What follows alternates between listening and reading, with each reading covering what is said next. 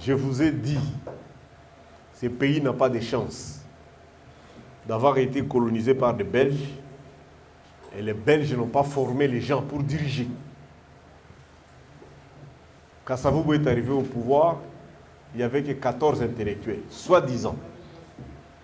Mais en principe, ces intellectuels-là ne pouvaient seulement compter. D'ailleurs, ce n'était même pas compter, c'était pointer. Hein, les styles que vous avez toujours remarqué, 1, 2, 3, c'est ce qu'on les avait appris. Donc quand on vous dit que non, ils pouvaient rédiger une constitution, c'est faux.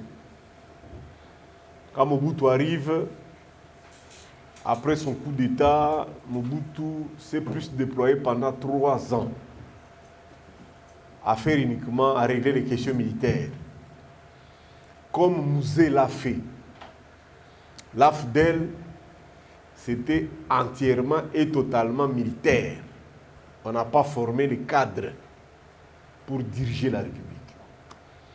Comme ça que Mobutu a fait les constats, il a désigné un intellectuel, un professeur de l'économie de l'UNIKIN, qu'on appelle Makanda Kabubi, pour former les gens. Et ces messieurs avaient mis en place 20 cours. Et les gens suivaient.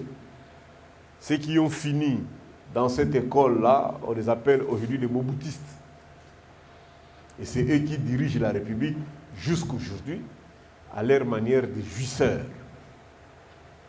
Mouzé arrive au pouvoir, il n'a pas formé les gens pour diriger la République. Son fils hérite d'un pays disloqué, divisé, mal organisé. Mais nous qui étions à l'Est, nous avons eu la chance de se retrouver au RCD. Et pourquoi j'ai dit ça? Parce que la première autorité exécutive du RCD s'appelait le professeur Lunda Boulou. Il fut Premier ministre, au moins celui qui a construit le pont au niveau de Bandal. Et il était la première autorité congolaise à avoir démissionné. Parce que les Congolais n'ont même pas la culture de démission. Mais cet homme, il avait comme président Wamba Diawamba. Mais comme on était dans le système primo-ministériel, le RCD a pratiqué le primo-ministériel. C'est-à-dire on avait le Premier ministre, c'est le cordeau qui dirigeait au quotidien, et le président représentait le mouvement. Pourquoi je vous dis ça? Lunda Boulou, dès qu'il a pris le pouvoir, il a instauré le fonctionnement. C'était une rébellion, mais il a instauré un fonctionnement gouvernemental. Et il était clairvoyant, visionnaire. Il avait dit, parce que les actes que nous allons poser, une fois le pays unifié, ou bien à la fin de cette révolution, les actes doivent être reconnus au gouvernement central.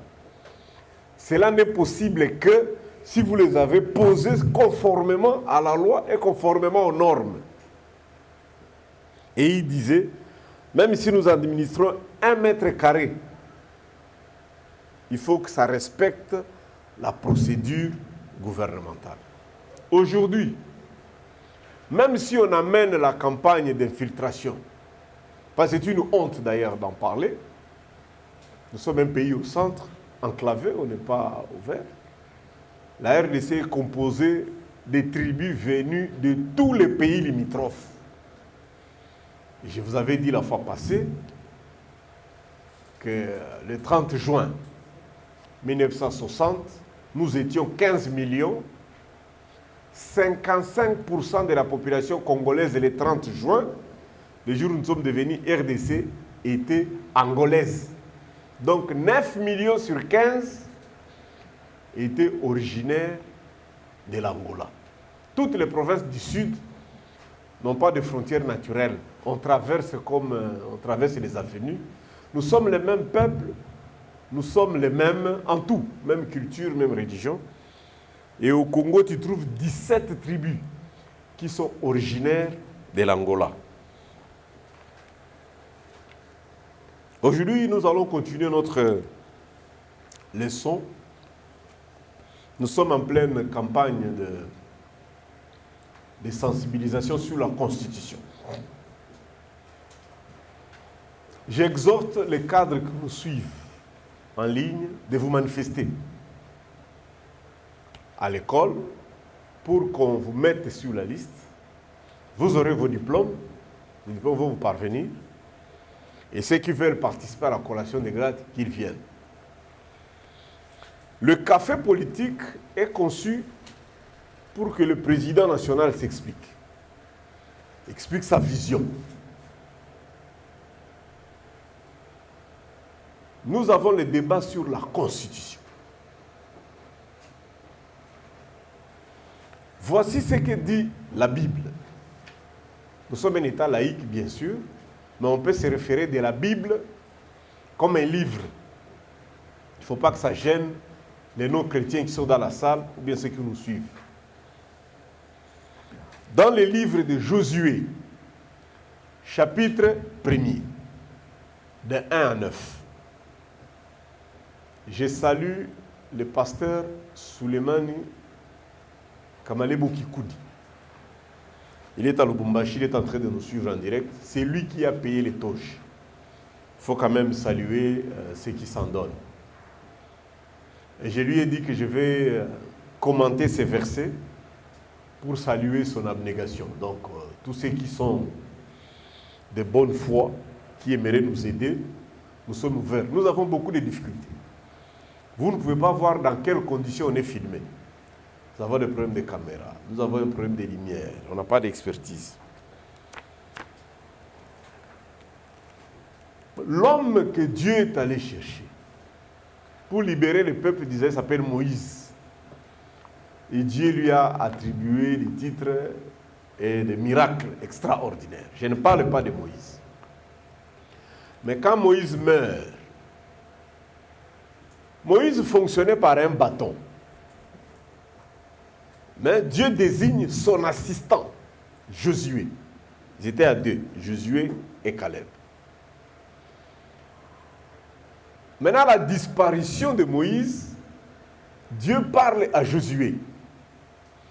Il lui dit, mon serviteur Moïse, d'abord il l'appelle en le précisant, Josué, fils de Nun.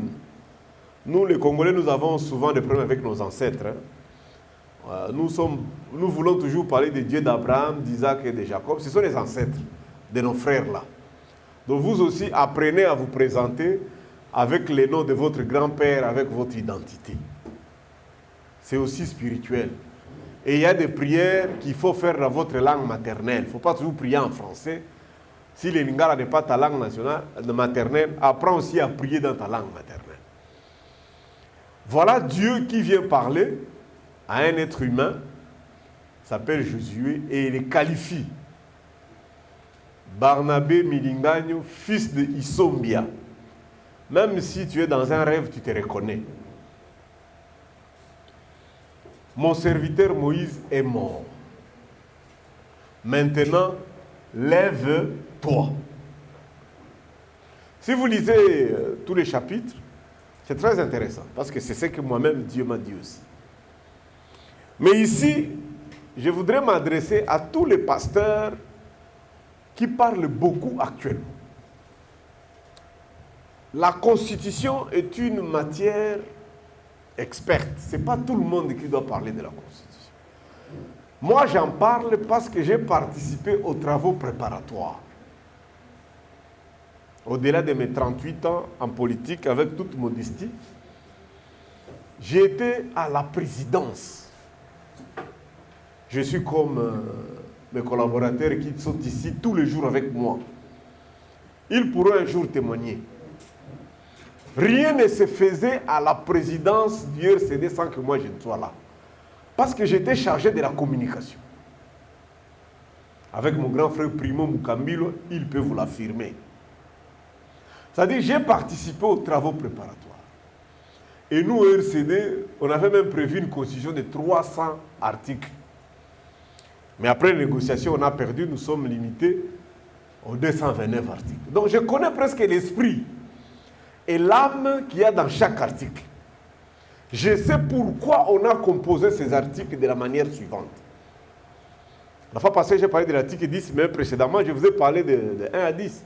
Je vais vous révéler, par exemple, pour cette constitution ici, le 18 février 2006, l'UDPS n'a pas participé physiquement. Mais l'UDPS était allié du RCD. On avait commencé déjà avec eux. Voyage avec Sangani, négociation. Même à San City, quand cette histoire a bloqué, nous nous sommes retirés à l'Est avec Etienne Tshisekedi. On l'a fait aussi avec Kate Katutu. Celui qui a organisé les meetings, les voix de Tshisekedi, il est là. C'est moi qui vous parle ici. On a réussi à Kigali, des réunions, à Mumbano Hotel, ainsi de suite. Méridien, comment est-ce qu'il est venu à Goma, on a organisé des défilés. Comment est-ce qu'on a amené Tshisekedi à Kisangani, à Bukavu. Il n'a pas eu la force de continuer sur Kindu de Kalemi. Bon, le poids de l'âge déjà à l'époque, il s'est retiré, il est parti. Je ne suis pas visible dans des images parce qu'il était derrière les caméras. C'est moi qui faisais les réalisations. Mais j'étais là. Et lorsqu'on négociait cette constitution de 229 articles, nous, comme RCD à l'époque, nous nous sommes battus pour l'article 6, l'article 7 et l'article 8. On défendait les intérêts de l'UDPS.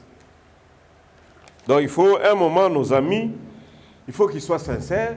Qu'est dit l'article 6?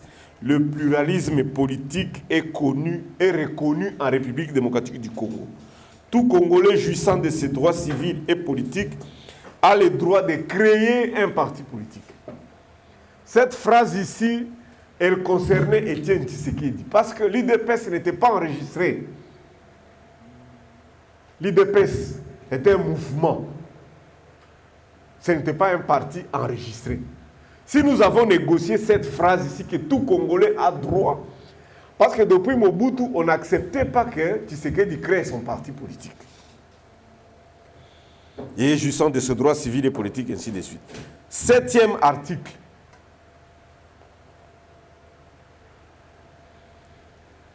Nul, oh dit,